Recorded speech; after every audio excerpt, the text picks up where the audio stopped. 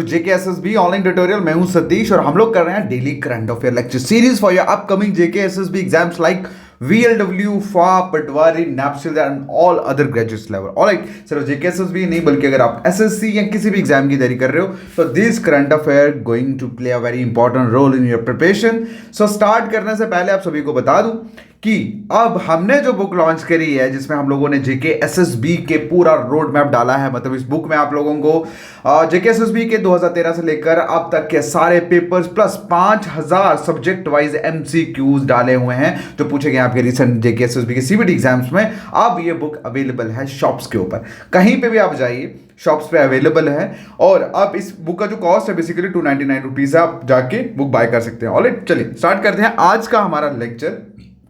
हमारा लेक्चर का पहला क्वेश्चन आप लोगों के सामने पूछा गया है, बताइए कि जो first G20 culture working group की जो मीटिंग है जो हेल्ड हुई थी किसके under, under G20 Indian chairmanship के अंदर, मतलब अंडर इंडियन प्रेसिडेंसी। ओके, बताइए कहां पे हुई, मतलब कहां पे हुई, क्या first G20 cultural working group meeting, okay, under G20 Indian chairmanship. ठीक है, तो कौन से स्टेट में ये आपको पूछा गया है, तो इसका जो आंसर है दैट इज मध्य प्रदेश। क्या आंसर है, मध्य प्रदेश। ठीक है, मध्य प्रदेश में ये मीटिंग जो है G20 culture working group meeting ये हुई है। अब सुनिए कौन सी जगह पे हुई है, दैट इज खाजूरा। ठीक है, एक कोई जगह है वहां पे। अब इस मीटिंग का जो डेट था दैट वाज जो होने जा रही है 22 से लेकर 25 फेब के बीच में ये होगी मध्य प्रदेश में। और इस मीटिंग का जो मेन विजन है वो है कि कल्चरल हेरिटेज एंड सर्विस को प्रमोट करना। क्या, कल्चरल सर्विस एंड हेरिटेज को प्रमोट करना। जब भी कभी बात यहाँ पे कल्चर की आएगी तो ऑब्वियसली कल्चर प्लस हेरिटेज को प्रमोट करने की बात रहेगी। ठीक है, बस इतना ही आपको जानना है। चलिए नेक्स्ट बढ़ते हैं क्वेश्चन की तरफ। क्वेश्चन पूछा गया है कि कितने एयरक्राफ्ट को बाय करने का एग्रीमेंट किया गया है एयर इंडिया द्वारा, किसके साथ, एरोस्पेस मैन्युफैक्चरिंग बोइंग के साथ। ओके, फिर से रिपीट कर देता हूं कि एयर इंडिया ने कितने जहाज को खरीदने का एग्रीमेंट किया है एरोस्पेस मैन्युफैक्चरर बोइंग के साथ। ये बेसिकली यूएसए की कंपनी है। सुनिए अब कितने हैं, दैट इज 2020, मतलब 220 जो एयरक्राफ्ट हैं। ठीक है, आप देख सकते हैं यहाँ पे एरोप्लेन्स वगैरह, वो खरीदने का एक एग्रीमेंट करा है American company, American aircraft manufacturing company Boeing के साथ। ठीक है, कितना, 220 एयरक्राफ्ट। ठीक है, तो एयर इंडिया ने बेसिकली साइन करा है। तो याद रखना इसमें सिर्फ एयर इंडिया ने 220 जहाज जो है वो खरीदने का एग्रीमेंट करा है। ऑलराइट, चलिए बस इतना ही याद रखना, ज्यादा बीच में घुसने की जरूरत नहीं। चलिए नेक्स्ट क्वेश्चन है, पूछा गया है कि कौन सा ऐसा स्टार्टअप है जिन्होंने मैन्युफैक्चर्ड करा है, क्या, स्वॉर्म ड्रोन सिस्टम। ठीक है, स्वॉर्म का मतलब होता है क्लस्टर, मतलब ग्रुप, झुंड आप लोग कह सकते हैं। ठीक है, स्वॉर्म ड्रोन सिस्टम आप देख सकते हैं यहाँ पे इमेज में। ओके, जो अभी जो इंडक्टेड होगा, मतलब शामिल किया जाएगा इंडियन आर्मी के अंदर। तो कौन सी स्टार्टअप ने करा है, इसका आंसर है new space research and technology द्वारा ये जो स्वॉर्म ड्रोन सिस्टम है वो मैन्युफैक्चर किया गया है और ये अब इंडक्ट किया जाएगा इंडियन आर्मी में। क्लियर है, चलिए बस इतना ही आपको याद रखना है, ज्यादा इसमें बीच में घुसने की जरूरत नहीं है।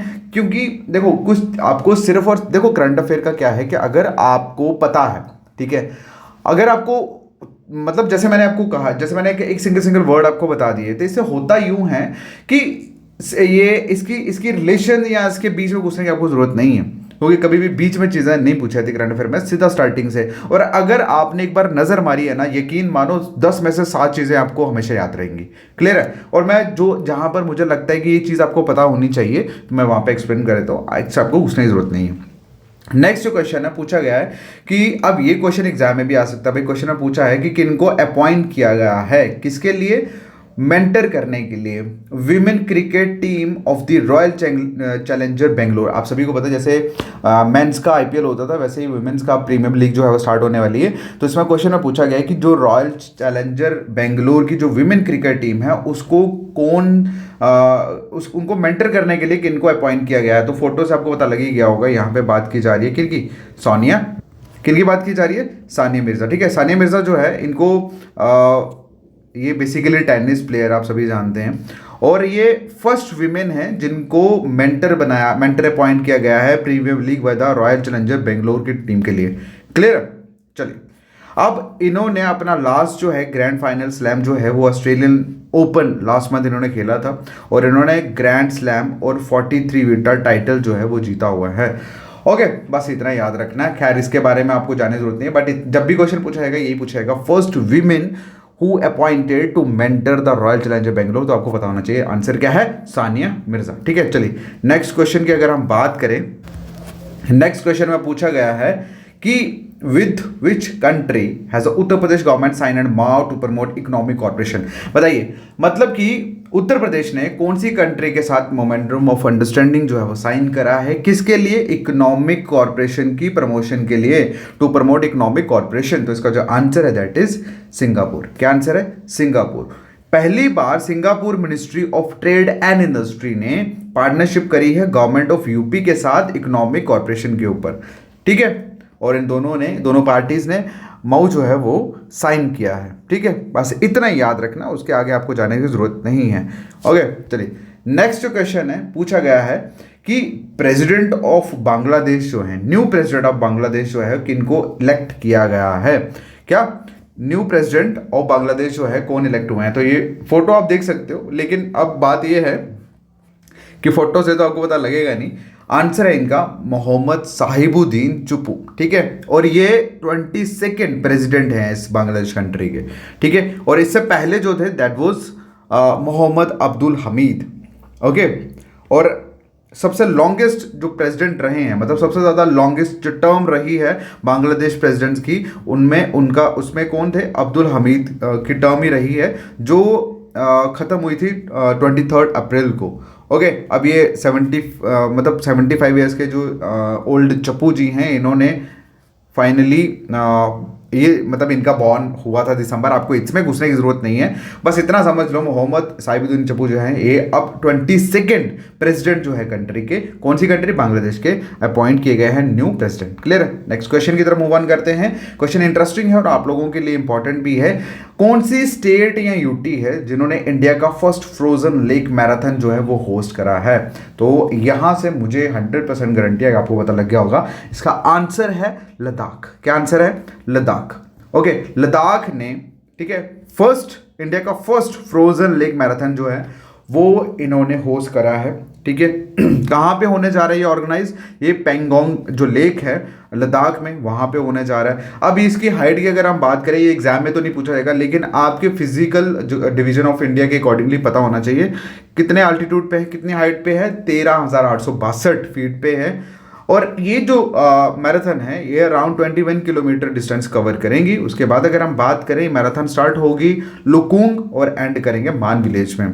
और हमारी इंडियन आर्मी और ITBP मतलब इंडो तिब्बतन बॉर्डर पुलिस जो है वो इस पूरे मैराथन को, इस पूरे इवेंट को ओवरलुक करेंगे। वहीं पे अगर इस मैराथन की अगर बात करें तो इस मैराथन का नाम दिया है लास्ट रन। क्या, लास्ट रन। और इस मैराथन का जो मेन हाईलाइटिंग जो मतलब कर रहे हैं ये लोग, इसके मतलब इसके पीछे रीजन क्या है, that is to highlight the issue of climate change. मतलब जो क्लाइमेट चेंज आप लोग देख रहे हैं, अभी फरवरी में इतनी बुरी हालत है, ये जो क्लाइमेट चेंज आप लोग देख रहे हो, ये इस मैराथन का हाईलाइट मतलब होता है ना, ऑब्जेक्टिव वो है। नेक्स्ट क्वेश्चन की बात करें तो पूछा गया है कि स्मार्ट सिटी जो मिशन है वो कौन सी मिनिस्ट्री का इनिशिएटिव है। ओके, कौन सी मिनिस्ट्री का इनिशिएटिव है, तो आंसर क्या होगा इसका, ministry of housing and urban affair. क्या, ministry of housing and urban affair. Okay, और ये स्मार्ट सिटी मिशन जो है बता दिया आप सभी को। ओके, तो अब बेसिकली 22 स्मार्ट सिटीज़ जो हैं वो एक्सपेक्ट करी जा रही हैं, जो कंप्लीट करी जाएंगी अंडर स्मार्ट सिटी प्रोजेक्ट।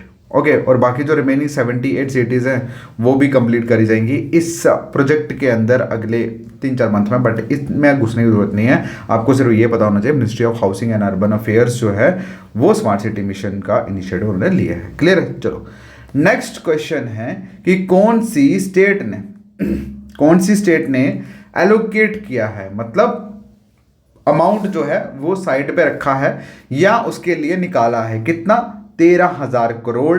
किसके लिए, ताकि इंप्लीमेंट कर सके एक प्रोजेक्ट के लिए। कौन सा प्रोजेक्ट, ट्रांसफरिंग वाटर जो कलेक्ट होता है चंबल विलेज में, उसको अदर डिस्ट्रिक्ट में। सुनो, अब देखो यहाँ क्या लिखा है कि चंबल रिवर में जो पानी कलेक्ट होता है उसको ट्रांसफर करा जाएगा अदर अदर डिस्ट्रिक्ट्स में। तो ये एक प्रोजेक्ट बनाया है, किस स्टेट ने ऐसा प्रोजेक्ट बनाया है और जो इसके ऊपर 13,000 करोड़ लगाने जा रही है। तो इसका जो आंसर है दैट इज राजस्थान। क्या आंसर है? राजस्थान। राजस्थान गवर्नमेंट ने 13,000 करोड़ जो है वो इसके लिए अलग रखा है, ताकि ईस्टर्न राजस्थान केनाल प्रोजेक्ट जो है इसके स्टेट बजट के अंदर वो बनाया जाए। अब इसका मेन ऑब्जेक्टिव क्या है इस प्रोजेक्ट का, कि जो ज़्यादा पानी जो है वो कलेक्ट होता है रेनी सीजन में, इसमें रिवर्स लाइक जैसे चंबल हो गया, यहाँ इसके अदर ट्रिब्यूटरी जैसे कुन्नू, पार्वती, ठीक है, कालीसंध, तो इसको ट्रांसफर किया जाए साउथ वेस्टर्न डिस्ट्रिक्ट्स में, ठीक है। बट आपको इसमें घुसने की जरूरत नहीं, बस इतना समझ लेना कि ये जो प्रोजेक्ट है, जहां चंबल रिवर की बात है या अदर डिस्ट्रिक्ट की बात है, तो जिसमें वाटर को ट्रांसफर किया जा रहा है कलेक्टिव पर्सन्स के लिए, मतलब कलेक्टिव वाटर जो है वो अदर जगहों पे डिस्ट्रिक्ट में ट्रांसफर किया जा रहा है। तो अगर क्वेश्चन पूछा गया कि कौन सी स्टेट ने इस प्रोजेक्ट के ऊपर काम करना शुरू करा है या उसके लिए 13,000 करोड़ इंप्लीमेंट करें, तो आंसर क्या होगा? राजस्थान, ठीक है। नेक्स्ट क्वेश्चन की बात करते हैं। ये जो क्वेश्चन है इसका आंसर आप कमेंट सेक्शन में दोगे। इस क्वेश्चन में सिंपल पूछा गया कि कौन सी कंट्री ने एक नोटिस जो है वो इशू करा है पाकिस्तान के लिए, क्यों? ताकि 1960 इन द वाटिस ट्रीटी के अंदर कुछ मॉडिफिकेशंस ला सके, ठीक है। ये इसका आंसर आप कमेंट सेक्शन में करोगे, ठीक है। सो आप लोगों का साथ साथ रिवीजन भी हो रहा है एंड मुझे उम्मीद है कि आप लोग कमेंट सेक्शन में करोगे। ओके, सो वीडियो कैसा लगा प्लीज आप अपनी राय जरूर देना, क्योंकि आपके कमेंट्स में पढ़ता हूं और मुझे अच्छा भी लगता है, और जो अच्छा नहीं लगता उनको भी थैंक यू, ठीक है, उनको भी थैंक यू। चलो मिलते हैं नेक्स्ट वीडियो में, टेक केयर, बाय बाय।